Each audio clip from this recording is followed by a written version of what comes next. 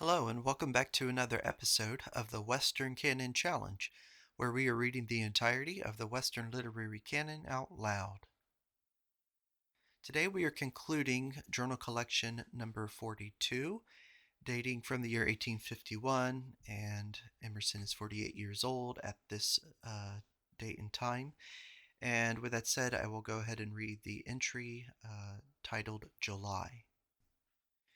Is it not a convenience to have a person in town who knows where pennyroyal grows, or sassafras, or punk for a slow match, or celtis, the false elm, or katsu-nine tails, or wild cherries, or wild pears? Where is the best apple tree? Where is the Norway pine? Where the beech, or epigea, or linnea, or sanguinaria, or orchis pulcherrima, or drosera, or laurus benzoin, or pink huckleberry, or shagbarks? Where is the best chestnut grove, hazelnuts? Where are trout? Where woodcocks? Where wild bees? Where pigeons? Or who can tell where the stake driver bittern can be heard? Who has seen and who can show you the Wilson's plover? Thoreau wants a little ambition in his mixture. Fault of this, instead of being the head of American engineers, he is captain of Huckleberry Party. John Adams on courage. Quote, I had formed an opinion that courage and reading were all that were necessary to the formation of an officer. Quote, I had met with an observation among regular officers that mankind were naturally divided into three sorts. 1/3 of them are animated at the first appearance of danger, and will press forward to meet and examine it. Another third are alarmed by it, but will neither advance nor retreat till they know the nature of it, but stand to meet it. The remaining third will run or fly upon the first thought of it. John Adams, Volume 3, page 86. He proceeds, quote, if this remark is just, as I believed it was, it appeared to me that the only way to form an army to be confided in was systematic discipline, by which means all men may be made heroes. John Adams in 1782, Aetatis Sua 46, told the Duke of Veggion that he was going to Paris to treat of peace with the British commissioners, etc. Quote, he replied that he rejoiced to hear it, for he believed Mr. J. and I were cordial, and he thought it absolutely necessary that I should be there, for that the immovable firmness that heaven had given me would be useful and necessary upon this occasion. Volume 3, page 281. Lodestone. Quote, this substance is in the secret of the whole globe. It must have a sympathy with the whole globe. John Adams. I think Horace Greeley's career one of the most encouraging facts in our Whiggish age. A white-haired man in the city of New York has adopted every benevolent crochet and maintained it until he commands an army of 1,000,000, now in the heart of the United States. Here we stand shivering on the north wall of opposition, we New England idealists, and might have taken Boston long ago, quote, had we had the pluck of a louse, to use the more energetic than elegant expression of my traveling friend. Conversation. Whenever the muses sing, Pan spurts poppy juice all about, so that no one who hears them can carry any word away. True of fine conversation.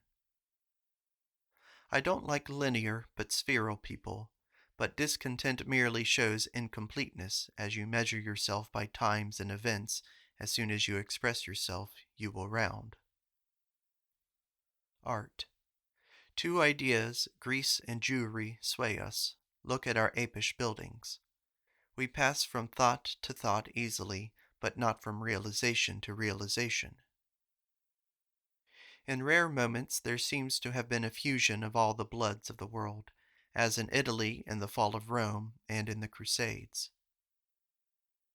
We are always outgeneraled by tacticians, choked off by the previous question, or by insidious assistance, or by sly amendments, or by false friends.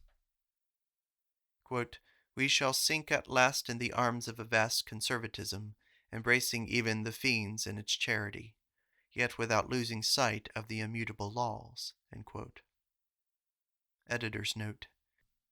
Here follow many passages about Webster's treachery to liberty, most of which are here omitted because printed in the Concord Speech on the Fugitive Slave Law, Miscellanies, pages 204 and 205. End note. 'Tis inevitable in him he has animal and animal intellect powers, but no morals. His religion is literal, Calvinistic, formal. His minister, I know, esteems him a religious man. His rhetoric has got purged of the word liberty, for fate has been too strong for him. All the drops of his blood have eyes that look downward, but not by such as we have the step for mankind been taken. We want an exploding Bonaparte who could take forward steps instead of these crabs. Now Columbus was no crab, nor John Adams, nor Patrick Henry, nor Jefferson, nor Martin Luther, nor Copernicus. And the American idea is no crab, but a man incessantly advancing as the shadow of the dial or that of the heavenly body that casts it. America is the idea of emancipation. Abolish kingcraft, slavery, feudalism, black-letter monopoly, pull down gallows, explode priestcraft, tariff, open the doors of the sea to all immigrants. Mr. Everett tells of a bloody line of castles along the frontier. On the contrary, the people are all cousins, traders, partners. The only castles they know or care for are depots, and the expressman is his only dragoon, and instead of a bloody line of castles, there is a white line of flour barrels. He has been reading in his Robertson instead of in the faces of the people. It amounts to this, nakedly: I will give you a pistarine or a mountain of pistarines if you will be quiet about this. Economy. Nature says thou shalt keep the air, skate, swim, walk, ride, run. When you have worn out your shoes, the strength of the sole leather has passed into the fiber of your body. I measure your health by the number of shoes and hats and clothes you have worn out. He is the richest man who pays the largest debt to his shoemaker. These 30 nations are equal to any work. They are to become 15 million presently, and should achieve something just and generous. Let them trample out of this mischief before it has trampled out them. For the future of slavery is not inviting, but the destinies of nations are too great for our spanning, and what are the instruments no policy can show. Whether Liberia, whether flax, cotton, whether the working them out by Irish and Germans, none can tell, or by what scourges God has guarded his law. But one thing is imperative, not to do unjustly, not to steal a man, or help steal him, or to call stealing honest. Mr. Thomas Wren Ward, old merchant, sees what he foresaw, knows Yankees can make everything as soon as it is certain to pay, and has found one nostrum sovereign, not free trade, not laws, not morals, not anti-slavery, but only the natural growth of the 30 nations. One way or another they arrive at the same thing, which you would compass with your law. Thus they have got free trade in substance, though not in form, free trade with 30 nations. They wanted tariff to protect their iron. Well, they did not get it, but instead of 20,000 tons last year, they manufactured 800,000, which is getting it. So peace, so abolition of slavery, will be got by lying quiet a little. But liberty and land are the nostrum. Quote, 2 wrongs don't make a right, end quote. Sam Ward thinks 'twill do for Carolina to be unreasonable and nullify, but not so with Massachusetts, which is the head. The toe may nullify, but the head must not nullify. Thinks that the confidence of financiers proves nothing. Proves everything in reference to the old and known dangers, but nothing in reference to new dangers. The French stock stood firm until Louis Philippe fell. The Union is part of the religion of this people. Its dissolution has not been contemplated. His private opinion is that disunion is inevitable.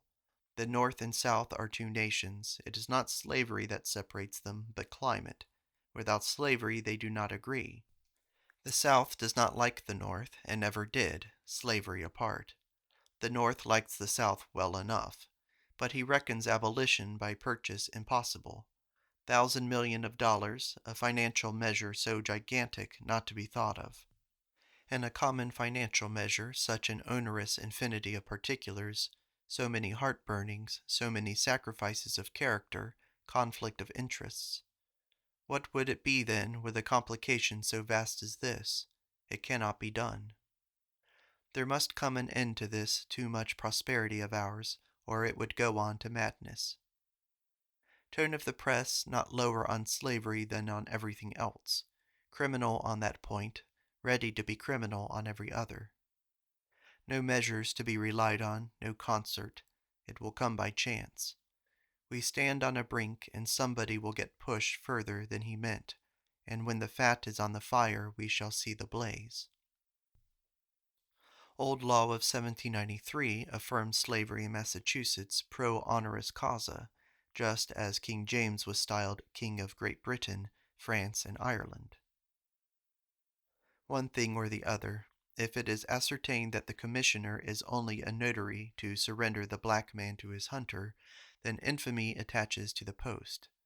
The dislike and contempt of society very properly attaches to the officer. People will not stick to what they say, and the number increases. They cannot remember 1775. Their fathers were seditious. They kept those 10 seditious commandments which God gave on Sinai.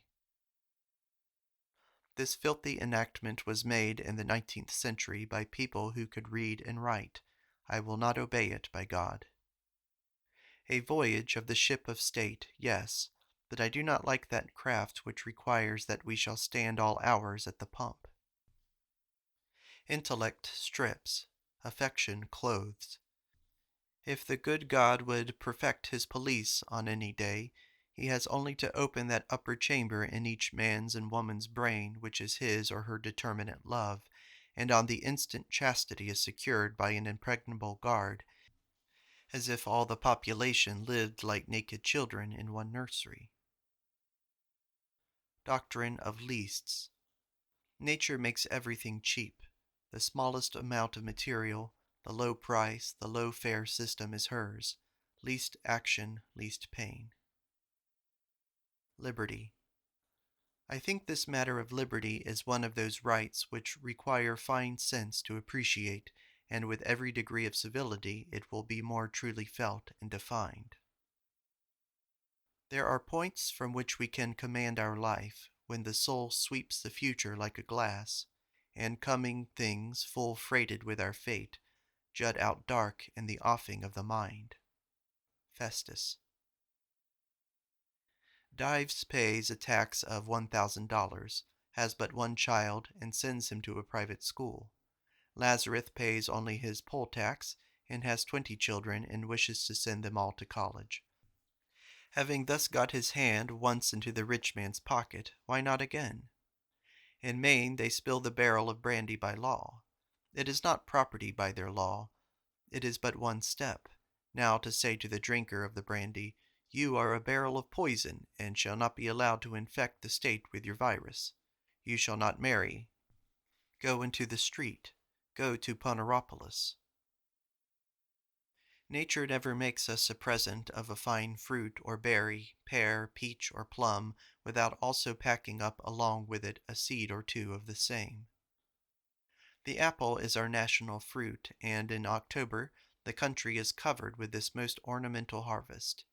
The beautiful color of the apple heaps more lively and varied than the orange, balls of scarlet fire, give a gaiety and depth to our russet Massachusetts.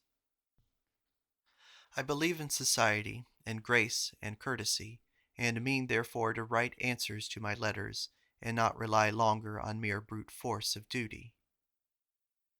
Me to keep from idleness, truly I did my business, to make songs as best I could, and oft time I sung them loud, and made songs a great deal, although I could not make so well songs, nor well the art all, as could Lamech's son Tubal, that found out first the art of song, or as his brother's hammers rung upon his anvil up and down, thereof he took the first sown. Chaucer, Book of the Duchess. And also, Beau-sire, of other things, that is, thou hast no tidings of love's folk, if they be glad, nay, of nothing else that God made, and not only fro fair country, that no tidings come to thee, not of thy very neighbours, that dwellen almost at thy doors. Thou hearest neither that nor this. For when thy labour all done is, and hast made all thy reckonings, instead of rest and of new things, thou goest home to thy house anon, and also dumb as a stone, thou sittest at another book, till fully dazed is thy look, and livest as an hermit, although thy abstinence is light. Chaucer, House of Fame. We are examples of fate. Toss up a pebble and it falls, and the soaring of your mind and the magnanimity you indulge will fall. But cannot we ride the horse which now throws us? The ancients most truly and poetically represented the incarnation or descent into nature of Pythagoras, his condescension to be born, as his first virtue. It is indeed a perilous adventure, this serious act of venturing into mortality, swimming in a sea strewn with wrecks, where none indeed go undamaged. It is as bad as going to Congress, none comes back innocent. Those who conquer, the victory was born with them. They may well be serene. They seem to fight, but their lives are insured, and their victories. You like better to hear what they say. Well you may, for they announce this success in every syllable. Memory, imagination, reason, sense are only masks of one power, as physical and spiritual laws are only new phases of limitation. The poet is the lover of loving, the critic is the lover advised. Which are the realities, the thoughts, or the iron spikes? And who is truly wanted, the railroad engineer or the philosopher? It is a mere question of time. These roads and road makers must be had, I suppose, and are wanted now for 50 years good. The men of thought and of truth to thought are always wanted for in all ages. You are to stand for that which is always good and the same. There is never a fine aspiration but is on its way to its body or institution. These people that are made now, and for the days once journeymen, will be impossible to be organized in a more advanced society, and if they should there appear, would shock by their barbarism.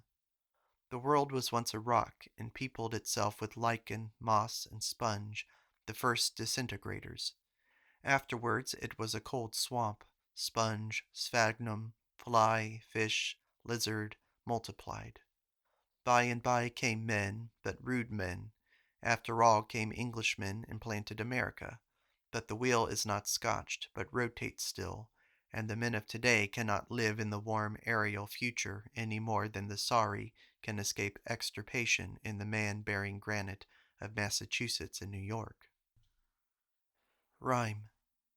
We are lovers of rhyme and return in period and reflections. Autobiography. I am never beaten until I know that I am beaten. I meet powerful people to whom I have no skill to reply. All eloquence is a war of posts. What is said is the least part of the oration.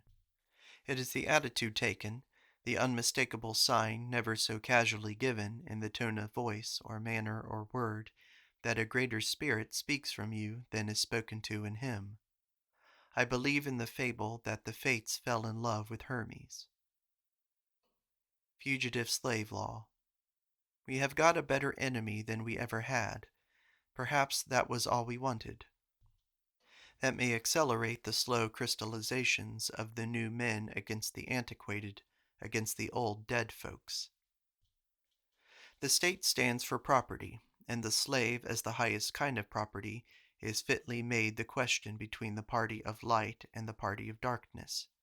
We are not such pedants as to suppose a king comes only with a crown on his head. The moment a man says, "Give up your rights, here is money," there is tyranny. It comes masquerading in monks' cowls and in citizens' coats, comes savagely or comes politely, but it is tyranny. Nay, the gradation is endless, and the family resemblance meets us through creation. It is not so strange as we say that races mix. We think the event severed from the person and do not see the inevitable tie. It is like the nudicolous plant. The leaf invariably accompanies it, though the stems are connected underground. Mediator, mediation. There is nothing else. There is no immediate known to us. Cloud on cloud, degree on degree, remove one coat, one lamina, just like it is the result, to be also removed. When the symbol is explained, the new truth turns out to be only a symbol of ulterior truth. The judgment day is in reality the past. We have all been judged, and we have judged all. We would gladly think highly of nature and life, but what a country muster, what a Vanity Fair full of noise, squibs, and egg pop it is. Pass your last week in review, and what figures move on the swelling scene. Mr. Potter, Mr. Minot, Mr. Garfield, Tom Hazel, and the ticket-master are among the best. 'Tis a 1-cent farce. I am deceived, or is the low and absurd a little predominant in the piece? Tools, the age. The age is marked by this wondrous nature philosophy, as well as by its better chisels and roads and steamers. But the attention of mankind is now fixed on ruddering the balloon, and probably the next war, the war of principles, is to be fought in the air. The naturalist can carry us no farther than the vesicle, which has the capacity of change into oak, ape, man, and God. Alcott thinks the American mind a little superior to English, German, Greek, or any other. It is a very amiable opinion and deserves encouragement, and certainly that is best which recommends his home and the present hour to every man. Shall I say it has the confirmation of having been held of his country by every son of Adam? Shakespeare. One listens to the magnifying of Goethe's poem by his critic and replies, "Yes, it is good if you all agree to come in and be pleased," and you fall into another company and mood, and like it not. It is so with Wordsworth, but Shakespeare alone God granted the power to dispense with the humours of his company. They must needs all take his. He is always good, and Goethe knew it, and said, "It is as idle to compare Tieck to me as me to Shakespeare." I looked through the first part of Faust today, and find it a little too modern and intelligible. We can make such a fabric at several mills, though a little inferior. The miraculous, the beauty which we can manufacture at no mill, can give no account of it once. It is impossible to detach an individual from the mass without injustice and caricature. Do not pity Tom because he is low and will remain low all his life, but replace him in circles and systems wherein he belongs, and there is reaction and compensation, old aboriginal necessity, far-reaching universal connection, whose good as well as evil he shares, and in the scope of all of which only he can be rightly seen. I listen with great pleasure to the masterly lectures of Mr. Sherb, and with none the less that I reserved my opinion, and by no means accept his national estimates. But it is a most gratifying monument of culture, his lecture. Such a regnant good sense, such a calm, high, generalizing criticism, so sane, so superior, so catholic, so true to religion and reason. If at all I feel that they are not his own, but that he is the good scholar of better masters, my joy is not the less in the reality of the benefit, or my satisfaction in the conveyance of these healthy waters into our American fields. He has more self-possession than I have seen in any literary man, and reads his lectures to these 12 persons and the empty benches of the little orthodox vestry with an elegance and finish as if he were addressing an audience of lords and duchesses in London, as C remarked. C said too that his elegance of this could not be preserved if he had ever once spoken to a laborer here on such a footing as we all use. If the tree, the mountain, the lake would only give a token, were it only a waving leaf, a sigh, a ripple, that it knew the man who was born by them, and carried them always in his blood and manners. Jenny Lind is once and for all the standard which every artist and scholar thinks of as the measure of remuneration. Quote, even the daemons cannot interfere among men, but that they are here close to us all must believe who see the circles of life. All above as below is organized, and into the innermost being man may not enter. So let us return the smiles of the angels who look upon our sports as children return those who so condescendingly bestow. But let the angels know, as we also know for the children, that our place in the universe holds good with theirs, and our games are a part of its music. Quoted from a lady, one of Mr. Emerson's correspondents.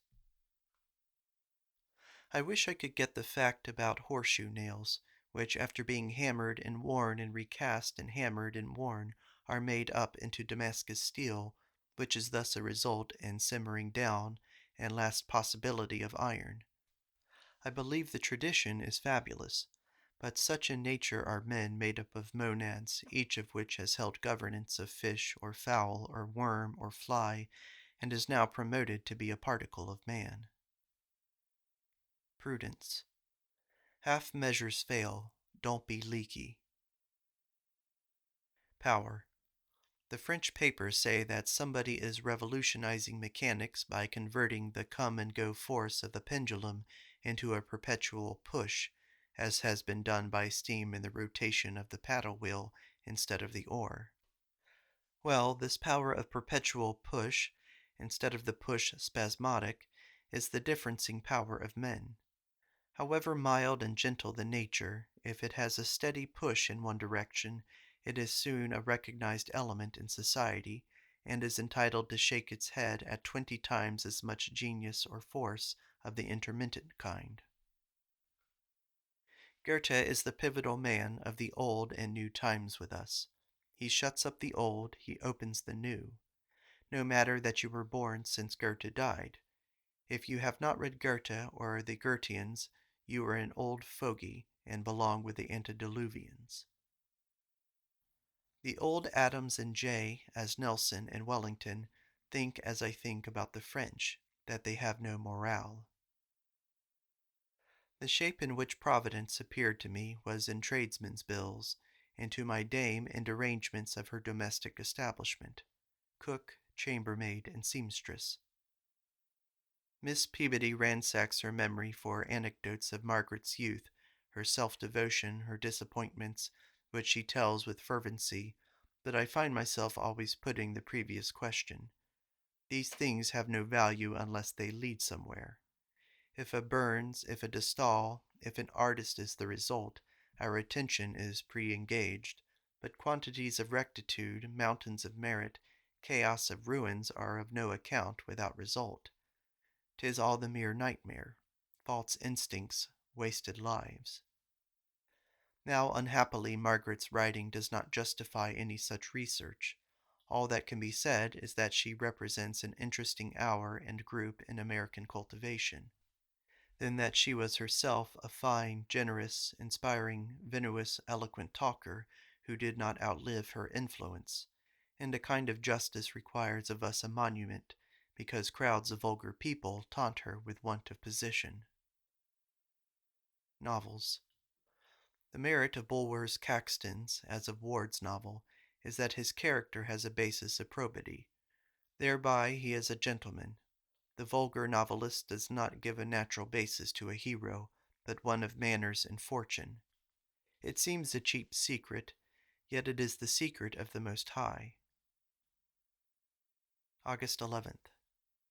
Carlyle is a better painter in the Dutch style than we have had in literature before. It is terrible, his closeness and fidelity. He copies that which was never seen before. It is like the seeing your figure in a glass. It is an improvement in writing as strange as Daguerre's in picture, and rightly fell in the same age with that, and yet there is withal an entire reserve on his own part, and the hiding of his hand. What do we know of his life? The courage which is grand, the courage to feel that nature, who made me, may be trusted, and one's self painted also a piece of nature, he has not. Beauty. Once open, the sense of beauty and vulgar manners, tricks, bad eating, loud speaking, yelps, and all the miscreation of ugliness becomes intolerable, and we are reconciled to the intense selfishness and narrowness of good society, thinking that, bad as it is, the better alternative as long as health lasts. George Minot says that old Abel Davis went up to the Temple, New Hampshire, and was one day fishing there and pulled out a monstrous pickerel. "Wow," said he, "who'd ever have thought of finding you up here in Temple? You and a slice of pork will make Vinny and me a good breakfast." Symbol. Yes, history is a vanishing allegory, and repeats itself to tediousness 1,000 and 1,000,000 times. The rape of the Sabines is perpetual, and the fairest Sabine virgins are every day pounced upon by rough victorious Romans, masquerading under mere New Hampshire and Vermont and Boston names, as Webster, Choate, Thayer, Bigelow, or other obscurity. Ellery thinks these waterside cottages of Nahant and Chelsea and so on never see the sea. There it is all dead water and a place for dead horses, and the smell of Mr. Kip's omnibus stable. But go to Truro, and go on to the beach there, on the Atlantic side, and you will have every stroke of the sea like the cannon of the sea fencibles. There is a solitude which you cannot stand more than 10 minutes. He thinks the fine art of Goethe and company very dubious, and 'tis doubtful whether Sam Ward is quite in his senses in his value of that book of prints of the Italian school, Giotto and the rest. It may do for very idle gentlemen, etc., etc. I reply there are few giants who gave the thing vogue by their realism, Michelangelo and Ribera and Salvator Rosa, and the man who made the old torso Hercules, and the Phidias, man or men who made the Parthenon reliefs, had a drastic style which a blacksmith or a stonemason would say was starker than their own, and I adhere to Van Wagen's belief that there is a pleasure from works of art which nothing else can yield. A woman never so trim and neat does not please by inoffensiveness, while she only complies with the exactions of our established decorum, but is coarse.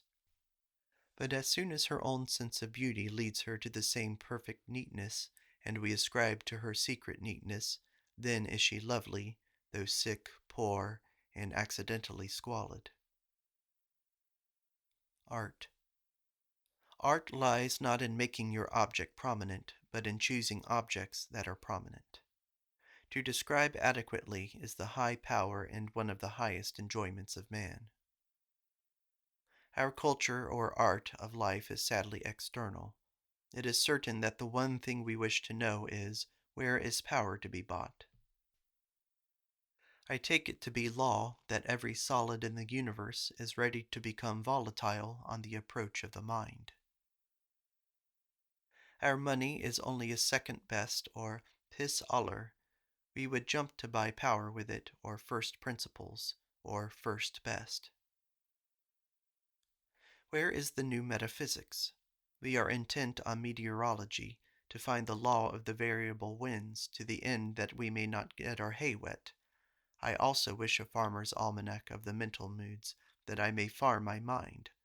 There are undulations of power and imbecility, and I lose days sitting at my table, which I should gain to my body and mind if I knew beforehand that no thought would come that day. I see plainly enough that ordinarily we take counters for gold, that our eating and trading and marrying and learning are mistaken by us for ends and realities, whilst they are only symbols of true life. And as soon as we have come by a divine leading into the inner firmament, we are apprised of the unreality or representative character of what we had esteemed solidest. Then we say, here and now, we then see that before this terrific beauty, nature too is cheap, that geometry and astronomy are also its cheap effects before this pure glory. Yet if we could once come in and plant our instruments and take some instant measurement and inventory of this dome, in whose light forms and substances and sciences are dissolved, but we never so much as to enter. 'Tis a glimpse, 'tis a peeping through a chink, the dream in a dream. We play at bo peep with truth, and cannot write the chapter of metaphysics. We write books, how to observe, etc. Yet the Kant or the Plato of the inner world, which is heaven, has not come. September. Art. 'Tis indifferent whether you say all is matter or all is spirit, and 'tis plain there is a tendency in the times to an identity philosophy. You do not degrade man by saying spirit is only finer body, nor exalt him by saying matter is phenomenal merely. All rests on the affection of the theorist, on the question whether his aim be noble. Here and there were souls which saw through peaches and wine, politics, money, and women, saw that these are objects of desire, were all alike, and all cheats, that the finest fruit is dirty, and must be seen by the soul as it is seen by the provision dealer, and that all the other allurements that infatuate men and which they play for are the self-same thing, with a new gauze or two of illusion overlaid. But the soul is distinguished by its aim. What is its end? This reacts, this far future consummation which it seeks reacts through ages, and ennobles and beatifies every modern moment, and makes the individual grand among his coevals, though they had every advantage of skill, force, and favor. Here and there is a soul which is a seed or principle of good, a needle pointing to the true north, thrown into the mountains of foolishness and deserts of evil, and therefore maligned and isolated by the rest. This soul has the secret of power. This soul achieves somewhat new and beautiful which endears heaven and earth to mankind, and lends a domestic grace to the sun and the stars. Edith's opinion. Edith, when a little girl, whimpered when her mother described the joys of heaven. She did not want to go there, she wanted to stay, and she looked round the room, where there was folks and things and a door. Ellery thinks that he is the lucky man who can write in bulk 40 pages on a hiccup, 10 pages on a man sitting down in a chair, like Hawthorne, etc., that will go. In some sort, the end of life is that the man should take up the universal into himself. Experience. I know that men are meteorous, and the world is, and that the truisms of morals are the eternal law, but my experience gives me no ground to believe that I can rashly realize my aspirations, and with these hands and feet and head obey the poetic rule. Once again, in celebration of the intellect, it is true that the world is wrong and we are right, that our conversation once or twice with our mates has apprised us that we belong to better circles than we have yet beheld, that there is a music somewhere awaiting us that shall make us, forget the taste of meat, a mental power whose generalizations are more worth for joy and for avail than anything that is now called philosophy or literature. All men know the truth, but what of that? It is rare to find one that knows how to speak it. By and by comes by a facility, a walking facility. He can move the mountain and carry off yonder star as easily as he carries the hair on his head. Yet who is he, and whence? God knows. His brother is an idiot, his father is a pawnbroker, his mother is a cow. Culture. Plainly, a man can spare nothing. He wants blackest night and whitest day, sharp eye, fleet foot, strong hand, head of Jove, health, sleep, appetite, and conscience like a clock.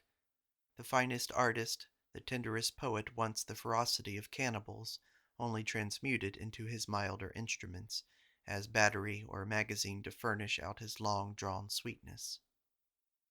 Michelangelo and Raphael in the next age reappeared as Milton and Shakespeare. October 14th. Today is holden at Worcester the Women's Convention. I think that as long as they have not equal rights of property and right of voting, they are not on the right footing.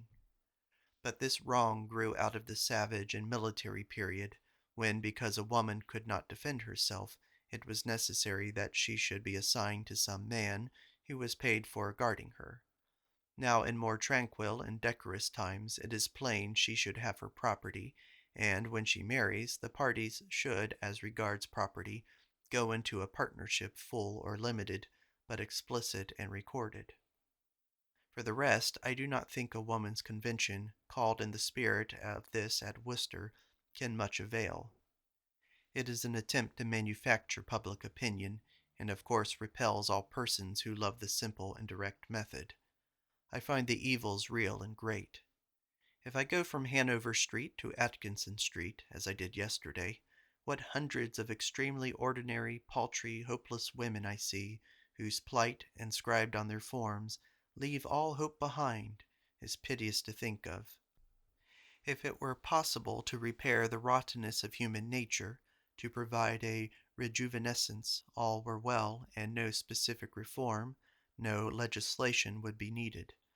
For as soon as you have a sound and beautiful woman, a figure in the style of the antique Juno, Diana, Pallas, Venus, and the Graces, all falls into place, the men are magnetized, heaven opens, and no lawyer need be called in to prepare a clause, for woman molds the lawgiver.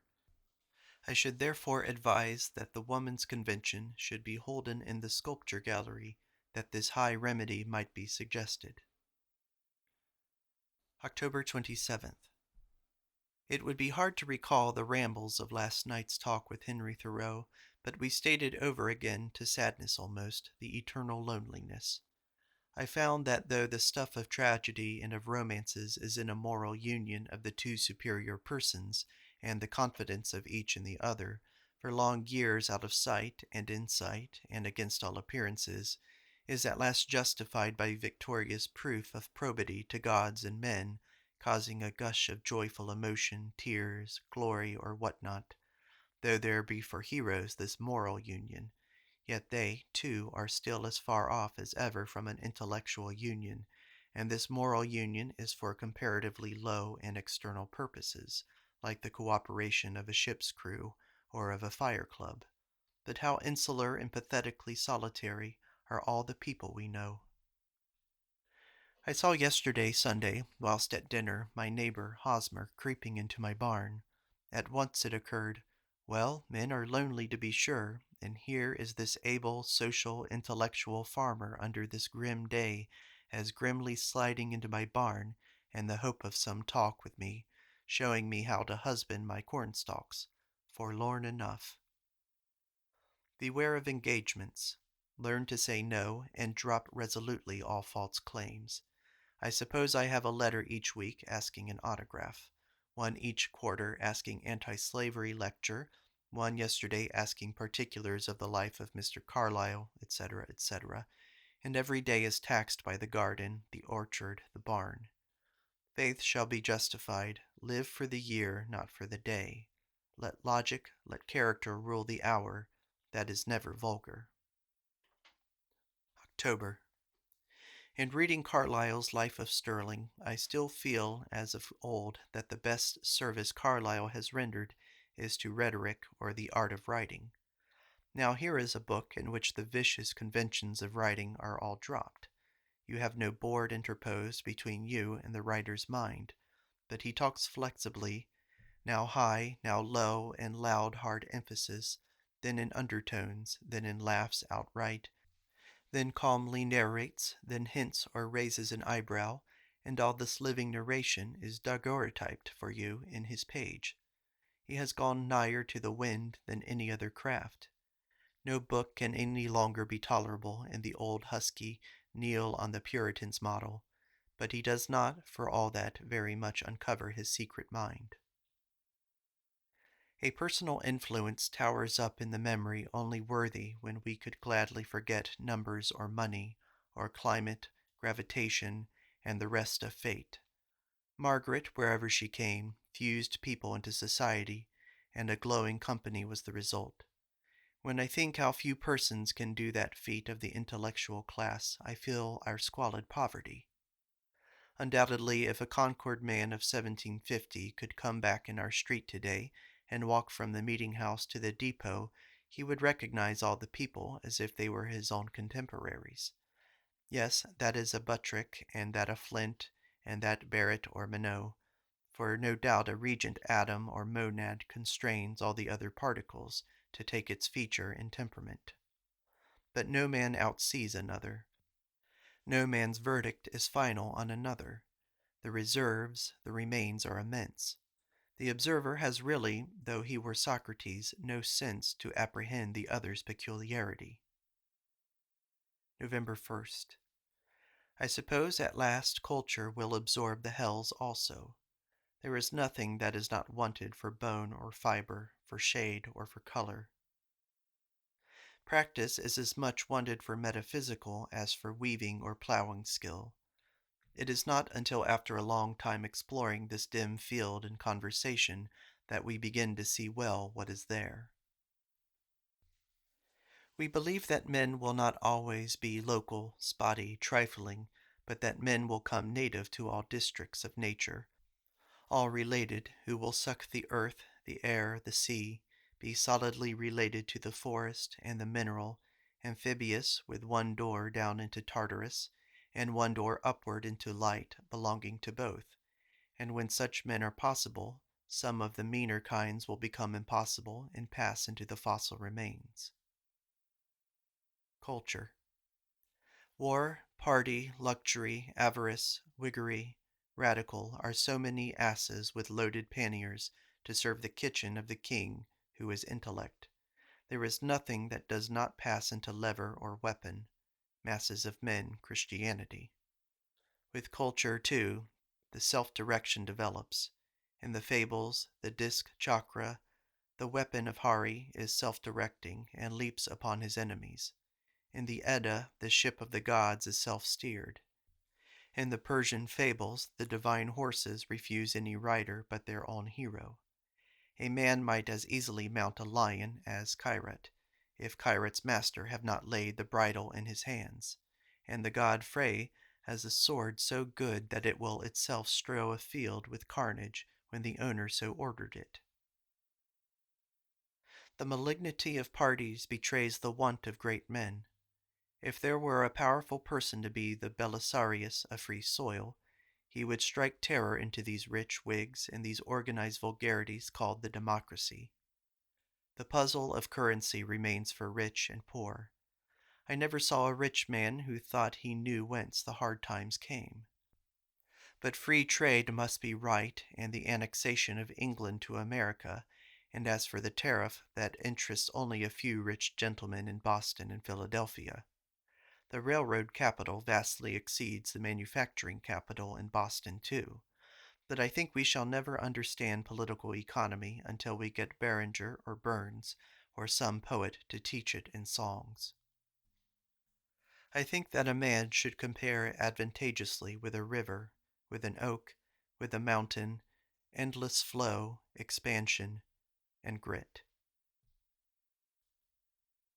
This is the end of Journal Collection number 42 by Ralph Waldo Emerson, dating from the year 1851, when the author was 48 years old. Thank you for listening.